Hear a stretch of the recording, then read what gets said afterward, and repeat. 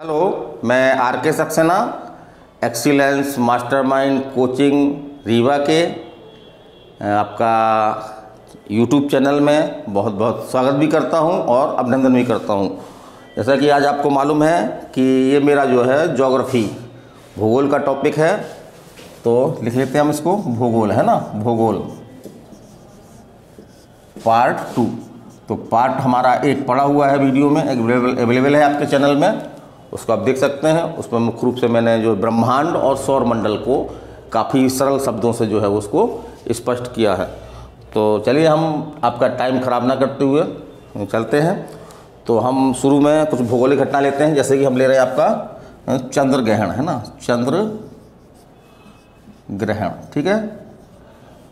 अब एक ये भौगोलिक घटना है, बहुत महत्वपूर्ण घटना है, हम लोग काफ़ी इसके बारे में जानते भी हैं। तो इसमें होता क्या है, इसमें क्वेश्चन किस किस तरह से आते हैं। तो इसमें एक क्वेश्चन तो आपका ये बनता है कि चंद्र ग्रहण में जो है वो कौन किसके बीच में होता है, कौन, तीन चीज़ें होती हैं आपकी, जैसे हम बता दे रहे हैं। ये जैसे कि आपका ये सूर्य है, आपका ये क्या है, आपका सूर्य है, ठीक है। और सूर्य का चक्कर कौन लगाता है, तो पृथ्वी लगाती है, ये आपकी पृथ्वी है, ठीक है, पृथ्वी हो गई आपकी। और पृथ्वी का चक्कर कौन लगाता है, तो पृथ्वी का एकमात्र उपग्रह है आपका, कौन है, चंद्रमा। थोड़ी देर के लिए चंद्रमा यहाँ पे मान लिया हमने, ये कौन है आपका, चंद्रमा है, ठीक है। हम आपको बताने जा रहे हैं चंद्र ग्रहण और सूर्य ग्रहण, चंद्र ग्रहण और सूर्य ग्रहण, है ना। इससे क्वेश्चन किस तरह के आते हैं वो बताएंगे, बड़ी सरल भाषा में बताएंगे कि ऐसे व्यक्ति जिन्होंने भूगोल याद नहीं है, भूगोल से उनको डर लगता है, तो वो भी जो है भूगोल कर सकें। तो ये तो आपका हो गया सूर्य, है ना। सूर्य का थोड़ा सा हम प्रकाश निकाल दें, क्योंकि सूर्य में ही प्रकाश, ऐसा हमको बताया था हमने कि केवल प्रकाश जो है सौर मंडल में केवल कहाँ पे होता है, सूर्य में होता है। और सूर्य के प्रकाश से ही जो तमाम ग्रह हैं और उपग्रह हैं वो जो है वो प्रकाशित होते हैं, ठीक है। तो वो प्रकाशित होते हैं। तो ये देखिए हम, ये क्या करता है, पृथ्वी जो है वो किसका चक्कर लगाती है, सूर्य का चक्कर लगा रही है ये, ठीक है। और चंद्रमा जो है वो उपग्रह है पृथ्वी का, तो ये जो है वो पृथ्वी का चक्कर लगा रहे हैं, ठीक है, चक्कर लगा रहे हैं। यही चक्करबाजी में जो दो तरह की घटनाएं होती हैं आपकी, एक तो आपका चंद्र ग्रहण होता है, एक आपका सूर्य ग्रहण होता है। देखिए ये स्थिति देखिए, तो क्या है कि यहाँ पे ये स्थिति अगर आ जाती है तो ये स्थिति कौन सी कहलाएगी, तो ये स्थिति कहलाएगी आपकी, कौन सी कहलाएगी, चंद्र ग्रहण कहलाएगी। क्यों, क्योंकि सूर्य का प्रकाश जो है वो यहाँ तक आ पाता है, लेकिन वो चंद्रमा तक जो है वो यहाँ तक नहीं पहुँच पा रहा है, यहाँ तक कि प्रकाश जो है वो नहीं पहुँच पा रहा है। तो चंद्रमा है तो वहीं पे, हमारे चंद्रमा मामा जो हैं वहीं पे हैं, कहीं गए नहीं हैं, हमसे दूर भी नहीं हुए हैं, वहीं पे हैं। लेकिन हो क्या रहा है कि वहाँ पे प्रकाश नहीं पहुँच रहा है, तो अंधकार में जो है वो चुपचाप वहीं पे बैठे हुए हैं, चुपचाप वहीं पे अपनी स्थिति बनाए हुए हैं। तो इस स्थिति को हम क्या बोलते हैं, चंद्र ग्रहण बोलते हैं। ये स्थिति बन गई हमारी, चंद्र ग्रहण बोलते हैं, सिंपल है। अब क्वेश्चन कैसे पूछता है, क्वेश्चन ये पूछता है कि क्या होता है, चंद्र ग्रहण कब होता है। तो एक लाइन में आपका ये लिखा होता है कि जब जो है वो पृथ्वी चंद्रमा और सूर्य के बीच में आ जाती है, तो क्या होता है, आपका चंद्र ग्रहण होता है। अब यही स्थिति हम थोड़ा सा ले लें, तो हम थोड़ा सा मिटाएंगे इसको, थोड़ा सा मिटाएंगे, है ना। ये मिटा रहे हैं हम, थोड़ा सा इसको हम मिटा दे रहे हैं, इसको यहाँ पे मिटा दे रहे हैं, ठीक है। यहाँ पे हमने मिटा दिया इसको, ये भी मिटा दिया हमने, और पूरी लाइन हमने खींच दी है ना। अब हम चंद्रमा को कहाँ यहाँ पे ला रहे हैं, चंद्रमा हमारा जो है वो ये आ गया है ना, ये चंद्रमा आ गया आपका। अगर ये स्थिति बनती है तो क्या होगा, तो क्या होगा कि ये हम पृथ्वी है, ये आपका क्या है, पृथ्वी है, यहाँ पे हम बैठे हुए हैं। और वर्तमान में हम कहाँ पे हैं, मैं तो जो है Rama Govind palace top floor excellence mastermind के क्लासरूम में हूँ, बच्चे हमारे सामने बैठे हुए हैं। तो यहाँ पे ये आपका ये चंद्रमा आ गया, ठीक है। यहाँ पृथ्वी है, यहीं पे हम लोग रहते हैं, पूरा जीवन सब कुछ यहीं पे है, यहीं पे रीवा नगर भी है मध्य प्रदेश का। और यहाँ से अब क्या होगा कि जो है अब स्थिति कैसे बनेगी, अब क्या होगा कि यहाँ से हम देख रहे हैं, यहाँ से हम क्या दिख रहे हैं, सूर्य को देख रहे हैं, लेकिन सूर्य हमको नहीं दिख रहा है। क्यों नहीं दिख रहा है, क्योंकि बीच में क्या हो गया, चंद्रमा आ गया है। तो सूर्य है तो अपने स्थान पे, लेकिन हमको जो दिखाई नहीं दे रहा है, तो इसको हम क्या बोल देते हैं, सूर्य ग्रहण बोल देते हैं। तो इससे क्वेश्चन क्या बनता है कि जब जो है वो चंद्रमा पृथ्वी और सूर्य के बीच में आ जाता है, ठीक बच्चों, जब चंद्रमा जो है वो सूर्य और पृथ्वी के बीच में जाता है, तो क्या होता है, इससे क्या पड़ता है, सूर्य ग्रहण पड़ता है। वास्तव में कोई ऐसा कुछ नहीं पड़ता है, ये हमको दिखने का या अंधेरे में खो जाने का, उसके कारण से ये घटनाएं होती हैं। अब एक आपने सुना होगा डायमंड रिंग, है ना, डायमंड रिंग है ना, वो कैसे बनता है? तो जब क्या होता है, जब सूर्य ग्रहण जो है वो क्या होता है, कभी कभी जो पूरा छिप जाता है, पूरा छिप गया तो इसको अपन पूर्ण सूर्य ग्रहण बोल देते हैं। क्या बोलते हैं? पूर्ण सूर्य ग्रहण बोल देते हैं। और कभी कभी जो है वो क्या होता है, ये आंशिक होता है कि ये थोड़ा यहाँ पे इसकी पोजीशन है तो इतना दिख रहा है हमको, इतना दिख रहा है, तो इसको हम क्या बोल देते हैं? आंशिक सूर्य ग्रहण बोल देते हैं। यही स्थिति आपकी जो है चंद्र ग्रहण में भी होती है। चंद्र ग्रहण जो आंशिक भी हो सकता है और पूरा भी हो सकता है। अब एक डायमंड रिंग शब्द चर्चा में है, डायमंड रिंग है ना, डायमंड रिंग माने कि चमकती हुई आपकी जो है वो एक अंगूठी। तो जब पूर्ण सूर्य ग्रहण होता है, ये वाली स्थिति है ना, ये पूर्ण सूर्य ग्रहण वाली स्थिति, जब मैं कि बिल्कुल सूर्य हमको कुछ नहीं दिख रहा, लेकिन सूर्य का प्रकाश तो है, तो प्रकाश जो है वो यहाँ से जो है वो एक प्रकार से दिखता है, उसकी छाया टाइप की दिखती, चमकती हुई दिखती है। तो इसी चीज़ को हम क्या बोल देते हैं? ये बोल देते हैं डायमंड रिंग बोल देते हैं। अब एक क्वेश्चन आपका और आता है कि चंद्र ग्रहण कब होता है? तो चंद्र ग्रहण जो है वो कब होता है? पूर्णिमा को होता है। कब होता है? पूर्णिमा को होता है, पूर्णिमा को होता है। तो इसको याद करना बहुत सरल है। चंद्र ग्रहण को जब होता है तो जो पूर्णिमा को जो है वो चंद्रमा की पूजा की जाती है, महिलाएं सभी जानती हैं। तो आपका जो पूर्णिमा को जो है वो काहे की पूजा की जाती है? चंद्रा की पूजा की जाती है, चंद्रमा की पूजा की जाती है।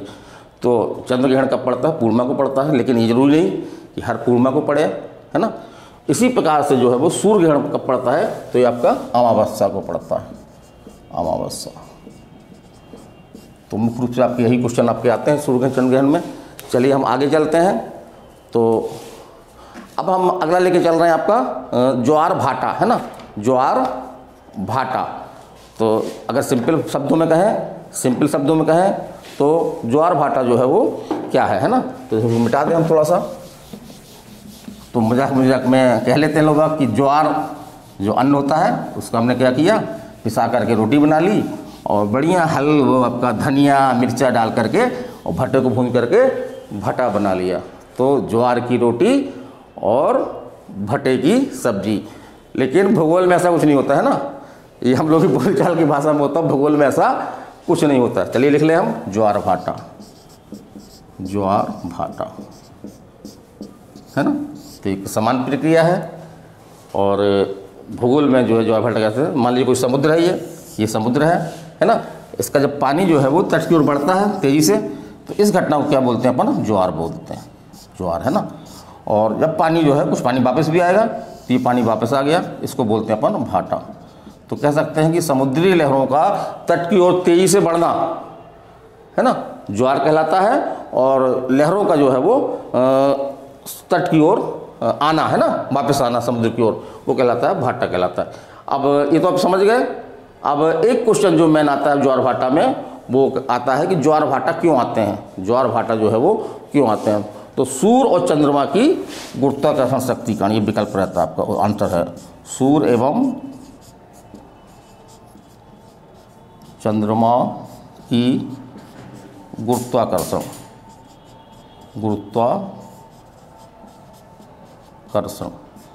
जो शक्ति होती है उसी के कारण जो है ज्वार भाटा आते हैं। तो यही क्वेश्चन देखे गए हैं कि ज्वार भाटा क्यों आते हैं। ऐसा क्वेश्चन एग्जाम में कई बार आया है और ये क्वेश्चन रिपीट होता रहता है। तो आंसर यही लिखना अपन को, सूर्य एवं चंद्रमा की गुरुत्वाकर्षण शक्ति द्वारा। चलिए हम आगे बढ़ते हैं। तो ज्वार भाटा हो गया। अब हम थोड़ा सा ग्लोब के बारे में बात करते हैं। तो ग्लोब हमको देखते हैं, लेकिन हमको समझ में नहीं आता इसमें कि क्या क्या गुदा हुआ है इसमें, है ना। ऐसा लगता है किसी ने जो है वो बच्चे ने ग्लोब उठा करके उसके संग क्या किया है, खेल कूद कर लिया है ना। इसको बढ़िया पिन मिल गया है, उसने ग्लोबल में जो है वो कुछ गोदागादी कर दी है। लेकिन जब हम उसको ध्यान से देखते हैं, समझते हैं, तो ग्लोब हमसे बहुत बड़ी कहानी बोल देता है, बहुत बड़ी कहानी। बल्कि कह सकते हैं ग्लोब में जो है पूरी हमारी पृथ्वी समाई हुई है ना। पूरा पृथ्वी का ही वो ग्लोब होता है। और जितनी भी कंट्रियाँ हैं उसमें जो भी आपके महाद्वीप हैं, महासागर हैं, सागर हैं, द्वीप हैं, सभी जो उस ग्लोब में शामिल हैं। चलिए हम इसमें लेते हैं, ग्लोब को लेते हैं। ग्लोब है ना, ग्लोब हमने बना रखा है। ये हमारे स्टूडेंट हैं शुभम, है ना, सेन जी, उनने हमारी इसमें काफ़ी मदद की है। मिलवाऊंगा भी उनसे अभी आपसे, है ना। वो भी अपने यूट्यूब चैनल चलाते हैं, काफ़ी मेहनत करते हैं और फ्री, उनका भी यूट्यूब चैनल फ्री है। उसको भी आप देख सकते हैं, सब्सक्राइब कर सकते हैं ना। मेरे जो सब्सक्राइबर हैं मैं उनसे अब करता हूँ कि आप मुझे भी देखिए, उनको भी देखिए। तो ग्लोब हमारा ये बना हुआ है, ग्लोब बना हुआ है ना। अब ग्लोब में हम तो बता दें थोड़ा सा कि ग्लोब में 2 तरह की रेखाएं आपको मिलती हैं, 2 तरह की रेखाएं आपको मिलती हैं। दिशा देख लें अपन, तो दिशा क्या होता है, ऊपर आपका जो है वो उत्तर प्रदेश है, वो उत्तर प्रदेश नहीं उत्तर दिशा है, नीचे आपका जो है वो दक्षिण है, यहाँ पे आपका जो है वो पूर्व है, और यहाँ पे आपका जो है वो ये क्या है, पश्चिम दिशा है। ठीक है, तो नक्शे में भी देखते हैं कि जो दिशा जो है ऐसी दिशाएं खींची, ये दिशाएं दिख रही हैं आपको, ये दिशा दिख रही है, ये दिशा दिख रही है, ये जैसे लाइन दिख रही है आपको ये, तो ये कौन सी रेखाएं कहलाती हैं। तो ये जो है वो आपका जो है वो कह सकते हैं अपन कि पूर्व से ग्लोब पर है ना, पूर्व से पश्चिम की ओर, पूर्व से पश्चिम की ओर है ना खींची गई रेखाएं क्या कहलाती हैं, सब पूछ लेते कभी कभी, रेखाएं क्या कहलाती हैं, तो ये कहलाती हैं आपको अक्षांश रेखा। क्या कहलाती हैं, अक्षांश रेखा। हम उसी कोडिंग बताएंगे कि अक्षांश, हम खुद ही भूल जाते थे, तो क्या कहलाती हैं, अक्षांश रेखाएं कहलाती हैं ना। तो ये आपकी जो खींची हुई हैं ऐसी है ना, ऐसी सीधी सीधी जो गई हैं रेखाएं, ये आपकी क्या है, सब ये अक्षांश रेखाएं। ठीक है, तो आप देखिए, आप व्यक्ति में अनुभव करिए कि ऐसे रेखा खींचना जो है वो क्या होता है, आसान होता है। ठीक है, ऐसे रेखा खींचते हैं तो बहुत आसान काम, ऐसे खींच दिया, ये खींचते जा रहे हैं और खींचा है ना। लेकिन अगर ऐसी रेखा खींचना हो, ऐसी रेखा खींचना हो तो ये कठिनाई है थोड़ा सा ना, हमारे यहाँ पे थोड़ा सा मसल्स खींचती हैं, थोड़ा हल्का सा जो है लगता है, पेन टाइप पे लगता है। तो जो रेखाएं सीधे खींची गई हैं वो कौन सी हैं, अक्षांश रेखाएं हैं, मतलब जो हम क्या कर सकते हैं, आसानी से खींच सकते हैं। तो इससे याद रख लीजिए, आज से आसानी से खींच सकते हैं, आज से आपकी अक्षांश रेखाएं हैं। ठीक है, इसको हम मिटा दें है ना, इसको हम मिटा दे रहे हैं, ये अच्छा नहीं दिख रहा होगा बोर्ड है ना, बोर्ड अच्छा नहीं दिख रहा होगा। और जो ऐसी रेखाएं हैं उनको खींचने में हमको क्या लगता है, देरी भी लगती है, कठिन है, कठिन काम में थोड़ा सा देरी होती है, आसान काम सरलता से कर लेते हैं। तो ऊपर जैसी रेखा है, जो रेखाएं ऐसी आई हुई है ना, ऐसी आई हुई हैं, ऐसी है ना, इनमें क्या लगती है, हमको थोड़ा आसानी नहीं होती, हमको देरी लगती है। क्या लगती है, देरी लगती है। तो देरी से क्या बना दीजिए, देशांतर रेखाएं। ठीक है, याद रहेगा, अब तो नहीं बोलेंगे बच्चों, देशांतर रेखाएं बोलते हैं। ठीक है, अच्छी बात है ये, है ना। कुछ आप लोग भी पढ़िएगा, बेसिक हम बता दे रहे हैं। अब चलिए हम ग्लोब में आते हैं। तो ग्लोब में हमको जो बीच में ये रेखा मिल रही है, हमको ये रेखा रेड से दिखी है ना, ये रेड से दिख रही है आपको रेखा, ये जो है वो 0 डिग्री कौन सी रेखा है, अक्षांश रेखा है। 0 डिग्री कौन सी रेखा है, अक्षांश रेखा है। तो इसी को अपन क्या बोल देते हैं, भूमध्य रेखा बोल देते हैं। और एक नाम और है, वो भी नाम भूगोल में बाकायदा यूज होता है, वो है आपका विषुवत रेखा। विषुवत रेखा, तो ये 0 डिग्री इसको बोलते हैं, 0 डिग्री अक्षांश रेखा को क्या बोलते हैं, भूमध्य रेखा बोलते हैं। ठीक है, और इसी रेखा के उत्तर में चले जाइए, ऊपर तक चले जाइए, उत्तर में चले जाइए तो इसको बोलते हैं उत्तरी गोलार्ध, और इसके दक्षिण में चले जाइए तो ये आपका जो है वो दक्षिणी गोलार्ध। तो गोलार्ध कितने हैं, 2 गोलार्ध हैं, एक आपका उत्तरी गोलार्ध है, एक दक्षिणी गोलार्ध है। भूमध्य रेखा के उत्तरी भाग को जो है उत्तरी गोलार्ध बोलते हैं, और दक्षिणी भाग को जो है वो दक्षिणी गोलार्ध बोलते हैं। तो एक चीज़ और इसमें आती है भूमध्य रेखा में, ये विषुवत रेखा, इसको भी याद रखिएगा, कभी इसको यूज कर देगा, कभी इसको यूज करेगा। यहाँ पे जो है वो दिन और रात बराबर होते हैं। ये MPPSC में क्वेश्चन आया था आपका कि दिन रात कहाँ बराबर होते हैं, तो मकर रेखा में, कर्क रेखा में, भूमध्य रेखा में, इस तरह से विकल्प थे उसमें। तो भूमध्य रेखा में जो है वो क्या होते हैं, दिन रात बराबर होते हैं। चलिए हम लिख दें एक बार, आप लोग भी नोट कर लीजिए कि भूमध्य रेखा है ना, भूमध्य रेखा में, रेखा पर है ना, रेखा पर जो क्या होते हैं, दिन रात क्या होते हैं, बराबर होते हैं, बराबर होते हैं। चलिए ठीक है, अब हमको कुछ रेखाएं और दिख रही हैं, ये देखिए ध्यान से आप, ये हमको ये रेखा दिख रही है ना, ये रेखा दिख रही है, नीले रंग की दिख रही है, नीले रंग की बच्चों। तो ये कौन सी रेखा है आपकी, ये कर्क रेखा है। कौन सी रेखा है, कर्क रेखा है। तो ये रेखा कौन सी मानी जाती है, तो 23.5 डिग्री है, 23.5 डिग्री अक्षांश रेखा को जो है वो क्या बोलते हैं, कर्क रेखा बोलते हैं। और एक रेखा ये भी देखिए, मकर रेखा सुन रखा हो आपने, ये हरे रंग की, ग्रीन रंग की दिख रही है बच्चों, ये ग्रीन रंग की रेखा दिख रही है। तो हमने ये टिक लगाया यहाँ पे, इसको क्या बोलते हैं, मकर रेखा बोलते हैं, है ना, इसको क्या बोलते हैं, मकर रेखा बोलते हैं। ये भी 23.5 डिग्री आपकी जो है अक्षांश में होती है ना, नीचे तरफ होती है, भूमध्य रेखा की नीचे तरफ होती है, ये ऊपर होती है। कभी पूछ सकता है इस तरह से कि कर्क रेखा जो भूमध्य रेखा के ऊपर होती है किस दिशा में होती है, तो आपके उत्तर में होती है, और आपके जो मकर रेखा जो है वो आपके जो भूमध्य रेखा है उसके नीचे होती है। तो इतना हो गया आपका, इसको आप देखिएगा समझ में आएगा, छोटी छोटी क्लासों में है। तो ये आपका हो गया। चलिए हम और आगे चलते हैं, थोड़ा सा हम और आगे चलेंगे। तो एक आपने सुना होगा ग्रीनविच वैधशाला, है ना, ग्रीनविच वैधशाला, इसको मिटा दें हम, ग्रीनविच वैधशाला।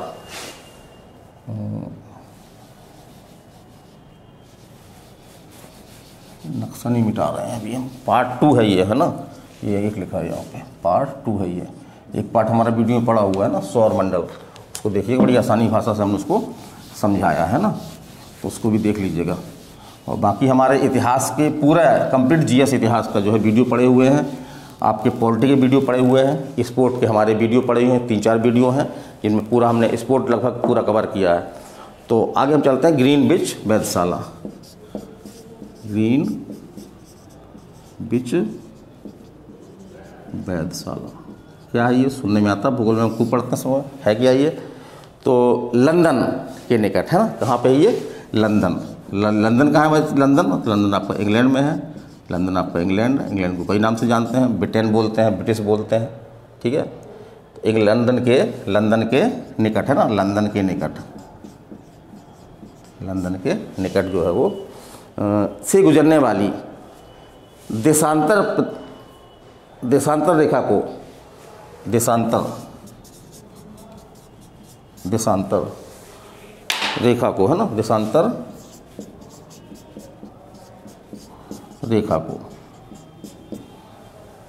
रेखा को प्रधान देशांतर रेखा कहा जाता है। क्या कहा जाता है, प्रधान देशांतर रेखा कहा जाता है, प्रधान देशांतर रेखा कहा जाता है। कोई विशेष का हमने भूगोल का अध्ययन नहीं किया है, सिर्फ हल्का पढ़ा है, तो आपको जनरल भूगोल की ज़रूरत है, कोई विशेषज्ञ की ज़रूरत नहीं है। और इसका मान जो है वो क्या होता है, 0 डिग्री देशांतर, इसका मान क्या होता है, 0 डिग्री देशांतर, 0 डिग्री देशांतर जो है इसका मान होता है। ये एग्जाम में क्वेश्चन आ सकता है आपका। और भूमध्य रेखा से ध्रुवों की तरफ जाने पर दूरी क्या हो जाती है, कम हो जाती है ना, ये भी लिख लीजिए, नोट कर लीजिए, भूमध्य रेखा से ध्रुवों की तरफ जाने पर क्या होता है, दूरी कम हो जाती है। फिर 1 डिग्री देशांतर की दूरी तय करने में जो है वो पृथ्वी कितना समय लगता है, क्वेश्चन पूछा गया है, तो 4 मिनट। कितना लगता है, 1 डिग्री देशांतर की दूरी को तय करने में पृथ्वी को जो है वो 4 मिनट का समय लगता है। फिर आप आइए नीचे, ग्रीनविच टाइम 0 डिग्री देशांतर पर है। ग्रीनविच टाइम कहाँ पे है, ये पूछता है ग्रीनविच टाइम कहाँ पर है, तो ग्रीनविच टाइम की जो है स्थिति जो है अपने ग्लोब में जो है वो क्या है, 0 डिग्री देशांतर पर है। जो कहाँ से गुजरता है ना, काल्पनिक है, ये सब रेखाएं काल्पनिक हैं। ये आपकी जो अक्षांश रेखाएं, देशांतर रेखाएं, मकर रेखाएं, भूमध्य रेखाएं, ये हमने पृथ्वी के अध्ययन को, है ना, अपनी सुविधा के लिए रेखाओं को जो है वो ग्लोब पर खींच रखा है। तो ग्रीनविच टाइम जो है, जो 0 देशांतर रेखा को माना गया है, तो ये कहाँ से हो जाता है, तो आपका ये मुख्य रूप से नोट कर लीजिए, ग्रीनलैंड, नॉर्वेजियन सागर, ब्रिटेन, फ्रांस, स्पेन, अल्जीरिया, माले, बुर्किनो फासो, घाना और दक्षिणी अटलांटिक सागर से ये गुजरता है। चलिए हम आगे चलते हैं। भारत का मानक समय IST, इसको मिटा दें, भारत का मानक समय, इससे क्वेश्चन आपका आता है, भारत का मानक समय से आपका क्वेश्चन जो है वो आता ही है ना। तो इसको हम देख लें, इसको हम जो है वो देख लें, थोड़ा सा हमको भी देखना पड़ता है, हमको एग्जाम देना नहीं है, पहले हमको वाकई रटा हुआ था, लेकिन कुछ देखना है, भाई गलती हो जाएगी तो आपको नुकसान होगा, है ना, तो थोड़ा सा हम भी देख लेते हैं। तो भारत का मानक समय है ना, भारत का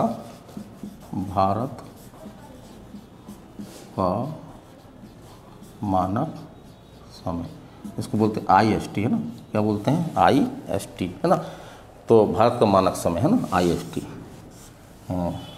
ठीक है। इसका फुल फॉर्म देख लीजिएगा आप लोग, आता है।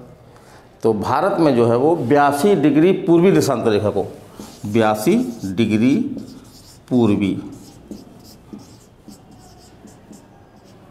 देशांतर रेखा को, या था क्वेश्चन किस रेखा को माना जाता है ना, किस रेखा को माना, तो 82 डिग्री, ये 0 डिग्री बताइए, हम कोई 82 लिखा अगर ये लगा दिया तो उसका मतलब होता है डिग्री, है ना।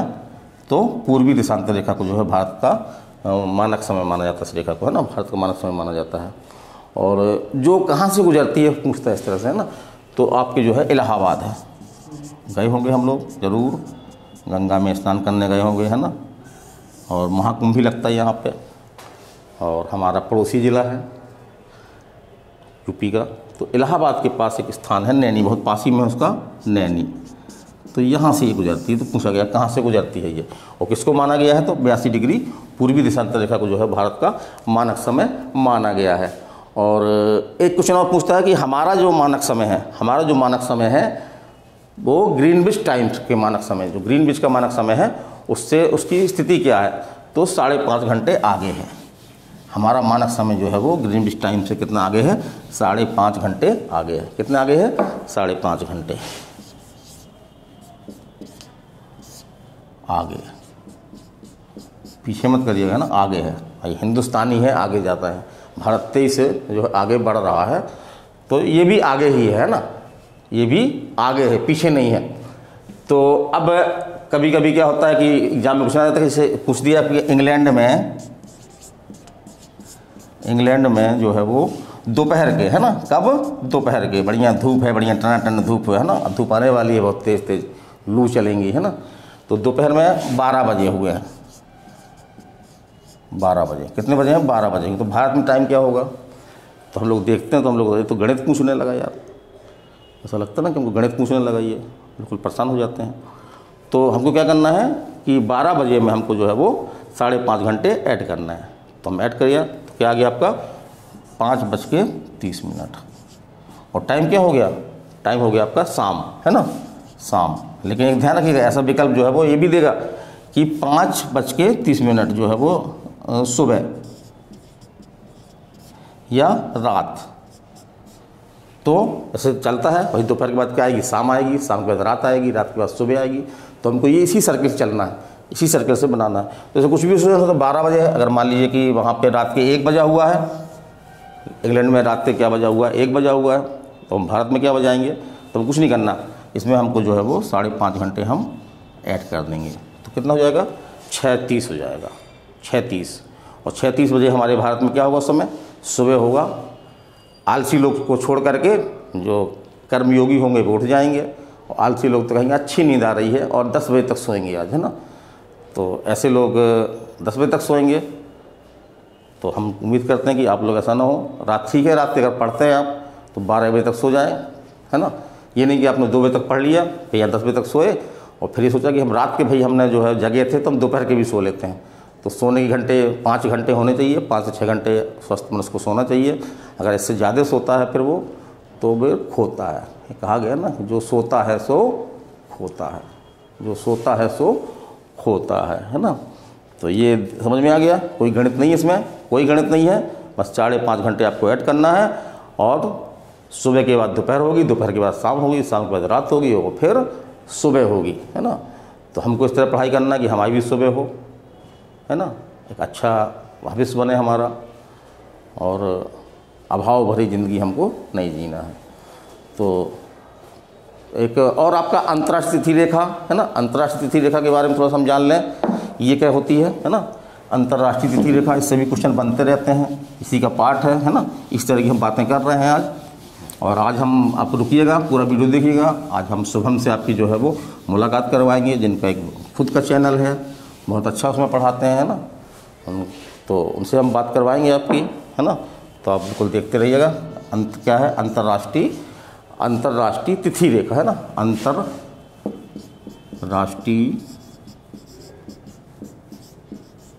तिथि, तारीख रेखा, है ना, तिथि रेखा, ये क्या है ना, आता है एग्जाम में। तो लिख लीजिए इसमें कि 180 डिग्री वो प्रशांत महासागर के बीचों बीच। तो प्रशांत महासागर हमने सुना है सबसे बड़ा महासागर है, तो प्रशांत महासागर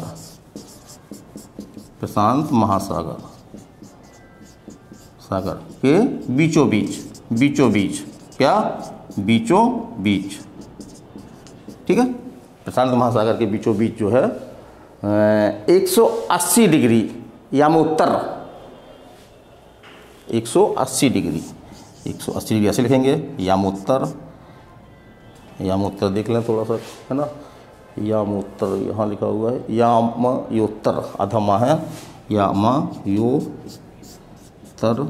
कठिन शब्द आप भी देख लें, इसको तोड़ लें दो भाग में, यामोत्तर, तो कहते कोई कठिन भाग है उसको लेना अपन को, तो थोड़े भाग उसको तोड़ लें, खंड कर लें उसके शुद्ध। यामोत्तर पर उत्तर से दक्षिण की ओर, उत्तर से दक्षिण की ओर, उत्तर ये ऊपर आपका, ये नीचे, ये उत्तर दक्षिण हो गया, ये उत्तर हो गया आपका, ये दक्षिण हो गया। उत्तर से दक्षिण की ओर, उत्तर से दक्षिण की ओर खींची गई जो है वो, खींची गई एक काल्पनिक रेखा है। क्या है? सब काल्पनिक है ये, है ना, सब हम ही लोगों की सब खुरापात है ये, हम ही लोगों ने खींची हैं शायद हम लोगों को परेशान करने के लिए, है ना, कि हम रटते ध्यान करते हैं कौन सी अक्षांश है, कौन सी देशांतर है, कहाँ कर्क रेखा है, कहाँ भूमध्य रेखा है, कहाँ मकर रेखा है। तो ये सब हम लोगों को परेशान करने के लिए दी गई है। और इससे होता क्या है, अंतर्तिथि रेखा से क्या होता है, तो इससे जो है वो तिथि का निर्धारण होता है, इसको तिथि बोलते, तिथि रेखा, है ना, इससे जो है वो तिथि रेखा। कभी ऐसा क्वेश्चन भी आया परीक्षा में कि अंतर्तिथि रेखा किस महासागर में स्थित है ना, तो किस महासागर में से स्थित माना जाएगा, स्थित नहीं मतलब महासागर के अंदर चली गई है, उसको काल्पनिक रूप से महासागर के में पोजीशन पे माना गया है। तो बीचों बीच में है आपकी कौन सी है, 180 डिग्री या उत्तर रेखा, है ना। तो ठीक है, आज का वीडियो हमारा ये कंप्लीट होता है। अब मैं जैसा वादा किया था कि शुभम से आपकी मुलाकात करवाऊंगा, तो आइए शुभम जी, है ना, वेलकम। ये हमारे स्टूडेंट भी रहे हैं ना। आप सभी विद्यार्थियों को हमारा प्रणाम। आप लोग अच्छा पढ़ रहे होंगे आई होप। और जो अपना चैनल है एक्सेस मास्टरमाइंड यूट्यूब चैनल के माध्यम से मैं आप सभी लोग को यही कहना चाह रहा हूँ कि इस चैनल को आप ज़्यादा से ज़्यादा प्रमोट करिए और आगे बढ़ाइए। इस चैनल में आपको सही चीज़ें मिल रही हैं सर के मार्गदर्शन पे। और ये जो एक्सेस मास्टरमाइंड कोचिंग क्लासेस है जो हमारे संस्थान है, ये 26 वर्षों, बस 28 वर्ष है, चलिए हम कुछ बोल रहे हैं ना, 10 फरवरी को 28 वर्ष पूरे हुए हैं। तो आप हैं शुभम, है ना, और काफ़ी पहले से ये आपका चैनल चला रहे हैं शुभम एकेडमी के नाम से, शुभम एकेडमी के नाम से ये चला रहे हैं। और ये भी चैनल पूर्णतः निःशुल्क है, और इसमें आपके लगभग जैसे जीके है ना, आपके कई एग्जामों के लिए जीके, वनडे एग्जामों के लिए जीके भी है, मैथ भी है, रीजनिंग भी है, तो ये आपको मिलती रहती है। तो अपने सब्सक्राइबरों से जो हमारा चैनल देखते हैं तो उनसे हम अपील करना चाहेंगे कि इनको भी सपोर्ट करें और इनके चैनल का भी जो है लाभ उठाएं। तो ठीक है, मैं RK सक्सेना और आप हैं शुभम, है ना, दोनों आपसे नमस्कार करते हैं। धन्यवाद। जय हिंद, जय।